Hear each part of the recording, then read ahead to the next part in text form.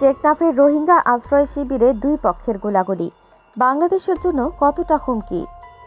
কক্সবাজারের টেকনাফের হিলায় রোহিঙ্গাদের দুটি পক্ষের মধ্যে গোলাগুলির ঘটনা ঘটেছে। গতকাল বৃহস্পতিবার রাত 11:15টার দিকে উপজেলার হিলা ইউনিয়নের নয়াপাড়া রোহিঙ্গা আশ্রয় শিবিরের এইচ ব্লক ও আই ব্লক সংলগ্ন জাকেরের ডেল এলাকায় এই ঘটনা ঘটে। আইন শৃঙ্খলা রক্ষাকারী বাহিনীর কর্মকর্তারা জানিয়েছেন, আশ্রয় শিবিরে আধিপত্য বিস্তারকে কেন্দ্র করে দুটি সন্ত্রাসী দল সাদ্দাম গ্রুপ ও নূর কামাল গ্রুপের মধ্যে এই গোলাগুলির ঘটনা ঘটেছে। এতে কোনো হতাহতের খবর পাওয়া যায়নি। বাংলাদেশের দক্ষিণ পূর্ব সীমান্তে অবস্থিত কক্সবাজার জেলার টেকনাফ এবং উখিয়ার বিশ্বের সবচেয়ে বড় রোহিঙ্গা শরণার্থী আশ্রয় শিবিরগুলোর অবস্থান। মিয়ানমারের রাখাইন রাজ্যে সেনাবাহিনীর দমন পীড়ন থেকে পালিয়ে আসা প্রায় 10 লক্ষাধিক রোহিঙ্গা এখানে আশ্রয় নিয়েছে। মানবিক দিক বিবেচনায় বাংলাদেশ সরকার আশ্রয়ের দ্বার খুলে দিলেও সময়ের ব্যবধানে এই শিবিরগুলো এখন একাধিক সশস্ত্র গোষ্ঠীর সংঘর্ষের অঙ্গনে পরিণত হয়েছে। বিশেষ করে টেকনাফের দুই রোহিঙ্গা পক্ষের মধ্যে ঘন ঘন গোলাগুলির ঘটনা বাংলাদেশের নিরাপত্তা, আইন শৃঙ্খলা এবং কূটনৈতিক স্থিতিশীলতার জন্য এক গুরুতর হুমকিতে পরিণত হয়েছে। সংঘর্ষের প্রেক্ষাপট: সাম্প্রতিক সময়গুলোতে রোহিঙ্গা ক্যাম্পে সংঘটিত সহিংসতার পেছনে মূলত দুটি সশস্ত্র গোষ্ঠীর আধিপত্য বিস্তারকে দায়ী করা হচ্ছে। ARSA Arakan Rohingya Salvation Army ORSO, Rohingya Solidarity Organisation মিয়ানমারে গঠিত হলেও এই গোষ্ঠীগুলোর প্রভাব ক্রমেই কক্সবাজারের ক্যাম্পগুলোতে বিস্তার লাভ করছে। মাদক পাচার, চাঁদাবাজি, অপহরণ ও সন্ত্রাসী কর্মকাণ্ডে নিয়োজিত থেকে তারা স্থানীয় শান্তির শৃঙ্খলাকে বিঘ্নিত করছে। বিভিন্ন সময় আইন শৃঙ্খলা বাহিনীর অভিযানে এইসব গোষ্ঠীর সদস্যদের অস্ত্রসহ আটক করা হলেও সংগঠিত কাঠামোর কারণে তারা আবার সক্রিয় হয়ে উঠছে। বাংলাদেশের অভ্যন্তরীণ নিরাপত্তার হুমকি: রোহিঙ্গা শিবিরে দুই পক্ষের গোলাগুলির প্রভাব শুধুমাত্র ক্যাম্পের ভেতরে সীমাবদ্ধ নেই।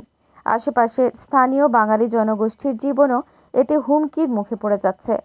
আইন শৃঙ্খলা রক্ষাকারী বাহিনীর উপর হামলা, গোয়েন্দা নজরদারিতে বাধা এবং ক্যাম্পে সাধারণ রোহিঙ্গাদের প্রতিনিয়ত ভয়ভীতি প্রদর্শনের মাধ্যমে এই গোষ্ঠীগুলো পুরো এলাকাকে একটি অনিরাপদ জোনে পরিণত করছে। বাংলাদেশে এই পরিস্থিতি দীর্ঘমেয়াদী অস্থিতিশীলতার জন্ম দিতে পারে, বিশেষ করে সীমান্তবর্তী এলাকাগুলোতে বিচ্ছিন্নতাবাদী বা জঙ্গি গোষ্ঠীগুলোর প্রভাব বাড়ার ঝুঁকি রয়েছে। অর্থনৈতিক ও সামাজিক প্রভাব: রোহিঙ্গা সমস্যা ইতোমধ্যে বাংলাদেশের অর্থনীতিতে বড় ধরনের চাপ সৃষ্টি করেছে।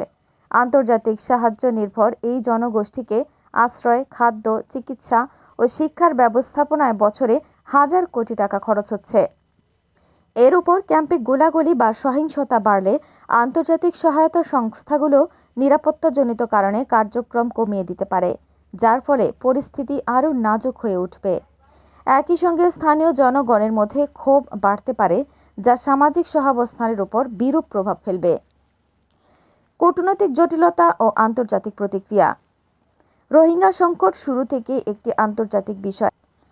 বাংলাদেশ বারবার আন্তর্জাতিক মহলকে রোহিঙ্গা প্রত্যাবাসনের জন্য চাপ প্রয়োগের আহ্বান জানালেও মিয়ানমারের অনাগ্রহ এবং আন্তর্জাতিক চাপের অভাবে প্রত্যাবাসন কার্যক্রম কার্যত স্থবির হয়ে পড়েছে।